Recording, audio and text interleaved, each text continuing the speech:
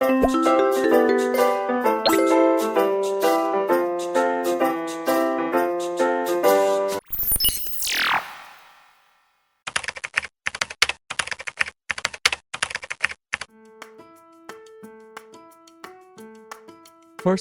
remove the outside casing. There are 6 screws we need to be removed.